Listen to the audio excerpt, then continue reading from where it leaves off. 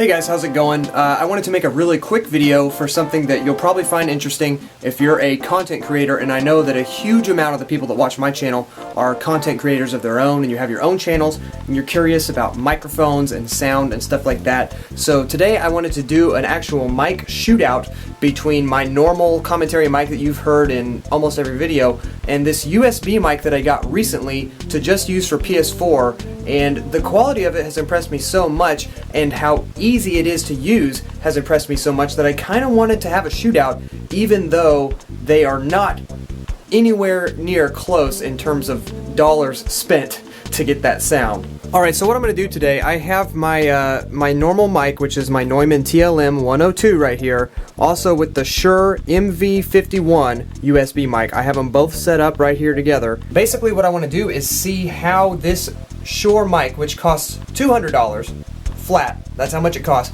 compares to my Neumann TLM102. And this mic goes from the mic into my DBX166XL compressor right there that does a noise gate and compression, into this Jomeek 3Q studio channel, which is a preamp and also has an EQ on it, into my audio interface, which is a Mackie Onyx Blackbird. Now that audio interface is way overkill for what any one of you would need. I used to record bands and I needed more channels, so in order to total up the cost here, I put in a Focusrite Scarlett 2i2, which is probably the cheapest interface I would buy if I was going to get a smaller interface. You've got the TLM102, which costs about $700. You've got the Jomeek 3Q, which is, you know, between $180 and $250 from what I see online, and the Focusrite Scarlett, which is $150.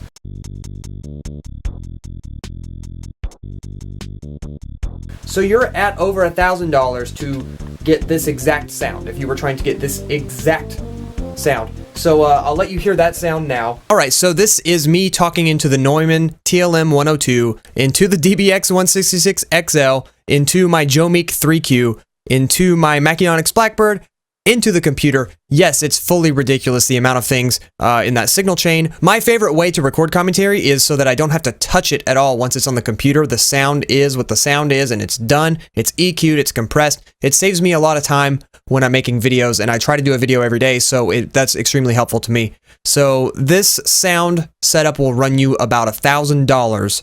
Now I want to switch over to the Shure MV51. I'm talking into the MV51 now. I'm about the same distance away. I can hear in my headphones that it is a different sound, a little more dull. This is the raw right off the mic right now. I'm going to add a little, I'm trying to predict what Yub in the future would do. I think I'm going to add a slight bit of high-end EQ, maybe some, just the treble needs to be up a little bit, and a de-esser to help my sounds not be so overpowered with that EQ I'm about to add. So let me add that stuff right now. And here you go. This is me processing the audio a little bit.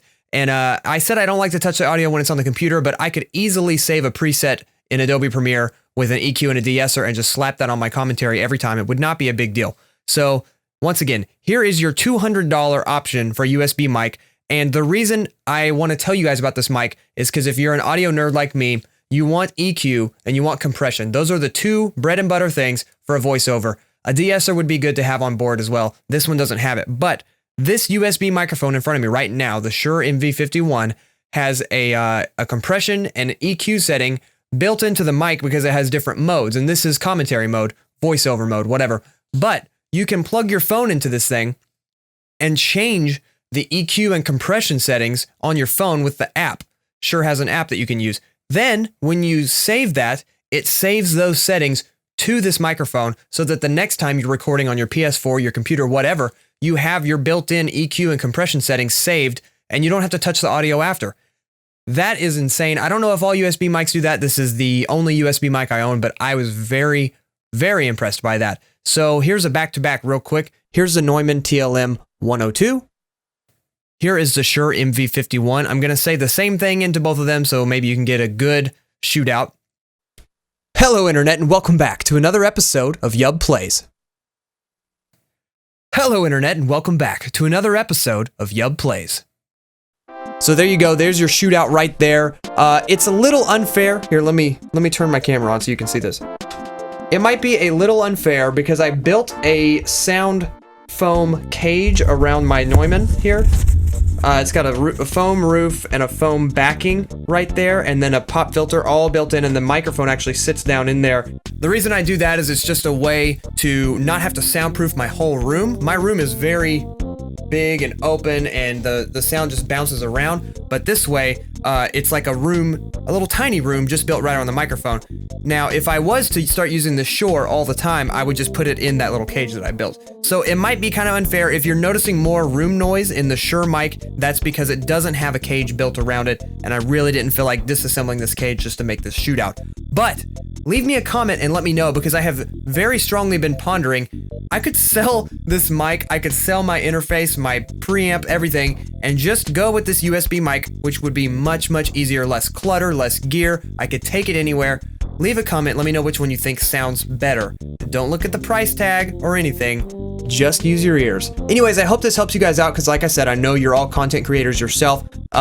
Feel free to leave me a comment, let me know which one sounds better, or hit me up here or on Twitter if you ever have questions about microphones. I've spent an unhealthy amount of time researching that topic, and I feel confident that I could help you choose one that would fit your budget. Anyways, guys, please hit subscribe down there at the bottom if you want to see more from me. Hopefully this video helped you out, and as always, have a buy 5.